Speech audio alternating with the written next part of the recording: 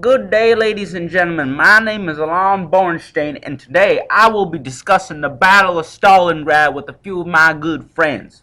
Now, this is how the Battle of Stalingrad first began. Hitler's plan was to take Soviet territory because of the many oil reserves and other supplies. He also wanted to promote anti-Semitic ideology in Eastern Europe because of the large Jewish population in Russia. He was confident in his ability to take Europe and Asia. Hitler's attack on the Soviet Union began on June 22nd, 1943.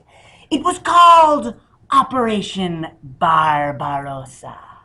In Operation Barbarossa, Kiev, Leningrad, and Moscow were attacked in blitzkrieg fashion. Although Hitler was making much progress, the Red Army was putting up much more of a resistance than he had initially anticipated. This is a map of German control. The actual attack on Stalingrad itself happened on August 23rd, 1942. It consisted of a Luftwaffe plane, which was a key German bomber during that time period. The Soviets had anticipated this attack and were ready. Although the city was completely destroyed, the Soviets were able to ship out cargo and other necessities out of the city before the bombing had occurred. The Germans took over 90% of the city after the bombing, and it became a massive war zone. This is a picture of the aftermath bombing. Stalin's plan was to make sure that the Red Army would hold its ground against anything, because you know those Russians, they have no weaknesses.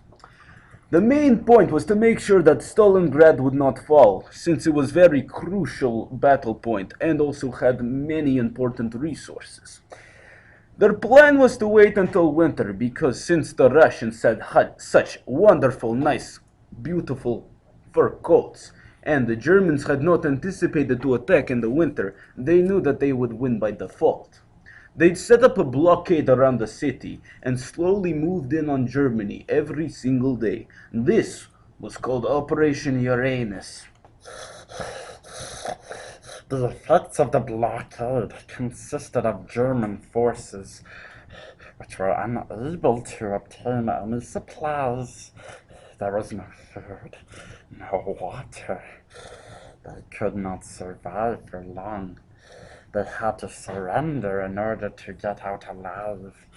The last unit to surrender in the Battle of Stalingrad was on February the 2nd, 1943. The outcome of the battle was the turning point of the war. It lasted roughly 199 days. It is considered to be one of the most brutal battles in history. 2 million died. That's roughly 10,000 per day. This German loss allowed the US and Britain to attack, and put Germany on the defensive. What this meant for the mother Russia is that heroism is the true form of any Russian. The Battle of Stalingrad is considered one of the greatest Russian battles ever. It showed the fortitude of the soldiers, the perseverance to move on. We did not lose hope. We did not lose our position. We did not lose our luscious, cuddly coats.